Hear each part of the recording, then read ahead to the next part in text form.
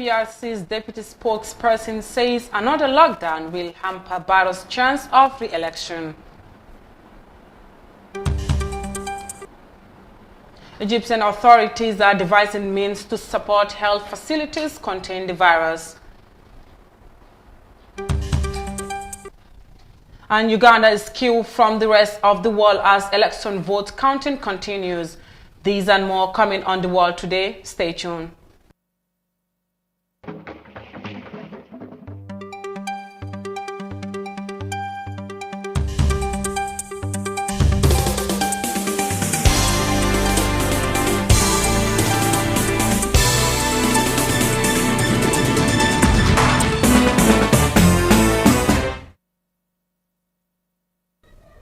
Good evening and many thanks for joining us. You are watching The World Today with me, Sohna Tunkara. And now to our news in detail. Gambia has begun registering high number of new COVID-19 infections, according to the Ministries of Health recent coronavirus national situation report, which is feared could lead to another lockdown. However, Deputy Dudu Jah, the deputy spokesperson of APRC, says that imposing another lockdown will hamper President Barrow's chance of re-election. Mariama Cham files in this report. This latest update indicates that Gambia could be entering the second wave of the coronavirus, leaving many worried that the government will reimpose tighter restrictions immediately after the launching of the President National People's Party by the end of January. Dudu Jah, the deputy spokesperson of the Alliance for Patriotic Reorientation and Construction APRC, says President Barrow will have no chances of winning the elections if he reintroduces another lockdown. He said that APRC is ready to hold its Congress from the 12th to the 14th February 2021. No matter what happens, we're going ahead with our Congress. It's something that the president cannot do his whims and desires, then impose on people. And it will be an advice to the president. Another lockdown will definitely hamper his chances of winning elections. Gambians were no fools. You cannot use us or treat us as immatures. I think those days are gone. The APRC spokesperson also questioned the Ministry of Health's efficiency in dealing with the pandemic, arguing that only poor people are infected and dying of COVID-19, while rich people always recovered from the pandemic. With the health ministry, they're giving us figures. We have 20 new cases, we have 2 new cases, we have 6 new cases. What is happening with those cases when millions are being wasted into issues that the public feel is very uncalled for?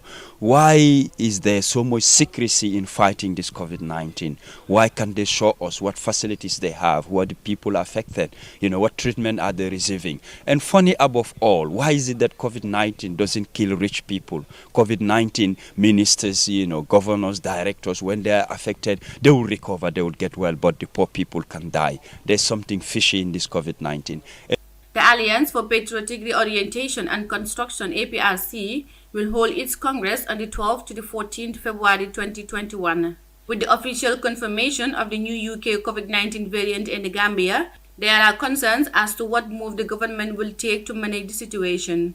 The former ruling APRC party said they are confident that their planned Congress will take place irrespective of what decision the government takes. Reporting for iAfrica News, I am Mariama Cham. APRC's deputy spokesperson Dudu Jah says another lockdown will hamper Barrow's chance of re-election. And from that story by Mariama Cham, many countries have kicked off vaccination process for the novel virus as the second wave hits hardest. World leaders like the Turkish president and Jordanian king received their COVID jabs on Thursday. Now, this second wave of the novel coronavirus is floating in most parts of Europe, Asia, and Africa, and could trigger another world lockdown to tame the fast spread of the virus. Details of that in this report.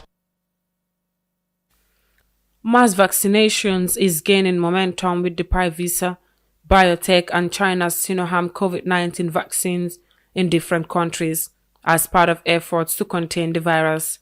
On Thursday, Turkish President Recep Tayyip Erdogan and Jordanian King Abdullah Hussein II received the jab of the vaccine.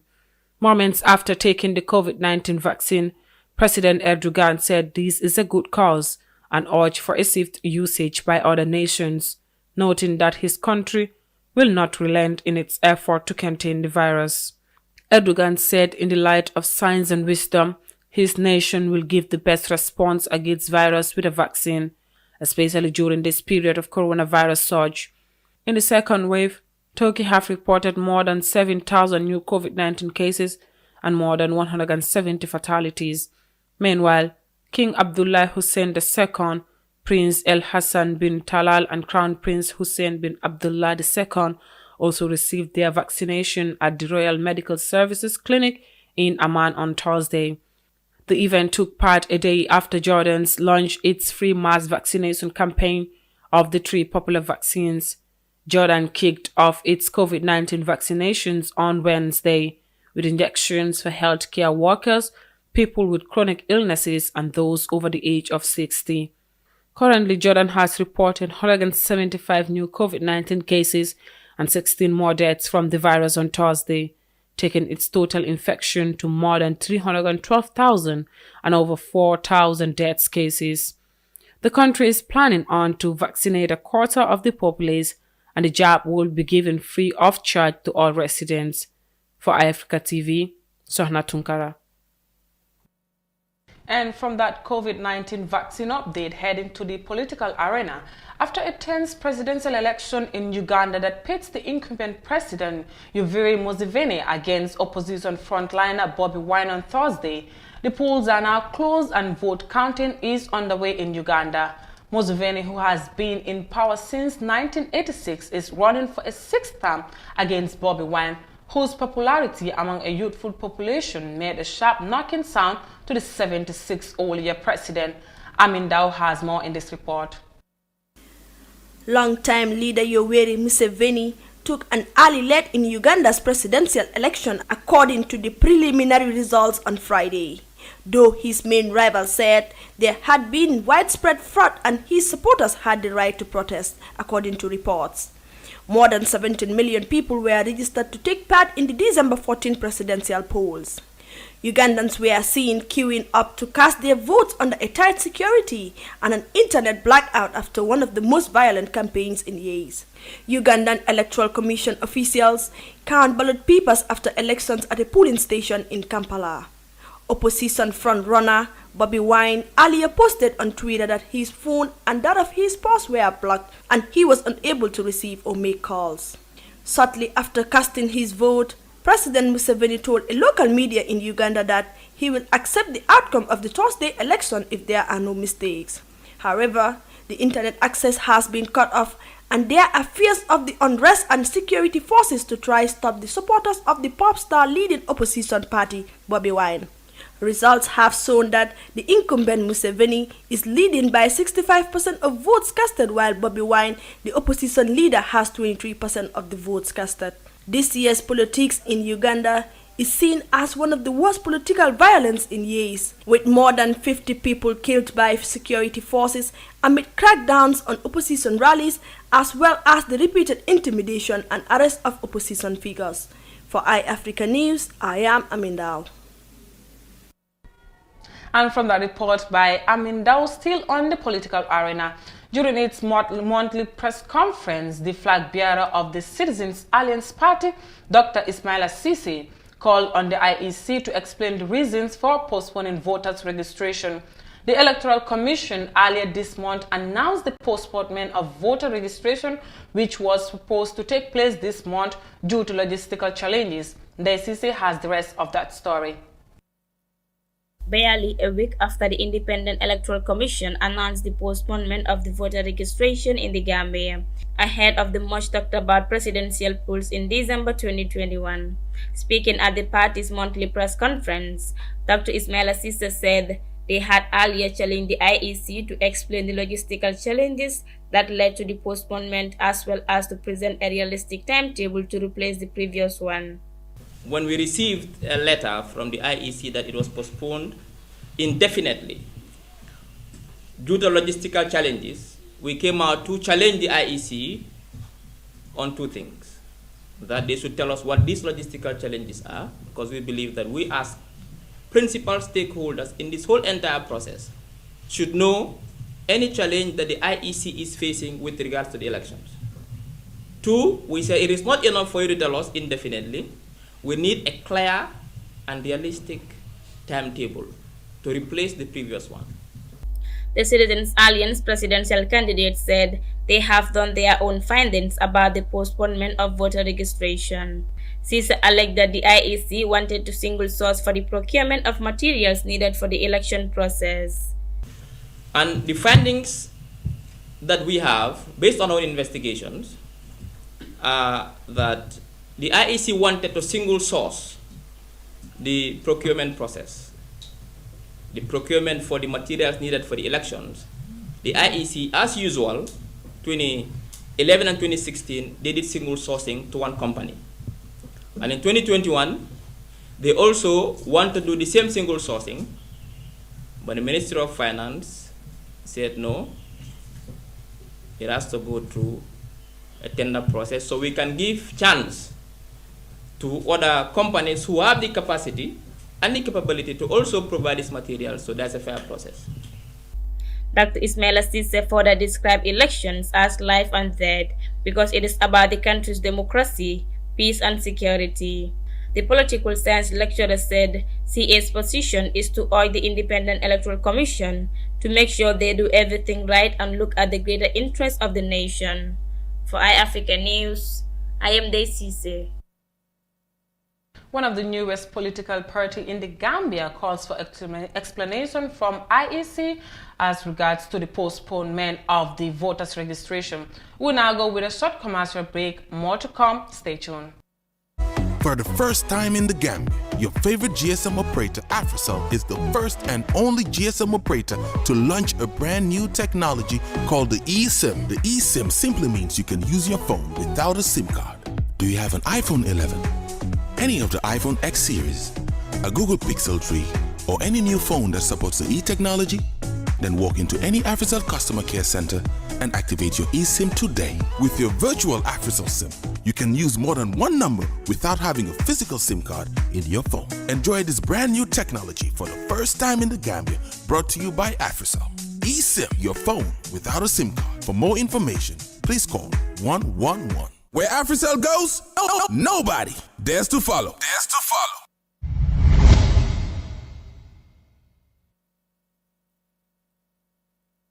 Welcome back. You're watching the World Today News Bulletin, and now to the rest of our stories. Egyptian authorities are stepping up their efforts to contain the COVID-19 pandemic by providing more oxygen at health facilities to support patients. The demand for the use of oxygen at hospitals have significantly increased, which have put more pressure on gas regulators. Authorities have launched a committee to help coordinate gas supply at different hospitals in the North African countries. Details of that in this report. In Egypt, oxygen is now prescribed as an essential in the treatment of all COVID-19 patients. That has spiked demand for the gas, creating a huge gap in the market. Oxygen consumption in some hospitals increased from 7 to 10-fold. That has created a black market for oxygen cylinders and gas regulators, which has seen some prices triple. Ministries of Health, Interior, Trade and Industry have created a joint committee to manage the supply gap and launch a crackdown on the black market. Normally 60% of our production goes to healthcare and the other 40% goes to the industrial sector. Because of the COVID-19 pandemic, we've frozen our industrial deliveries and all our production goes to the medical sector. The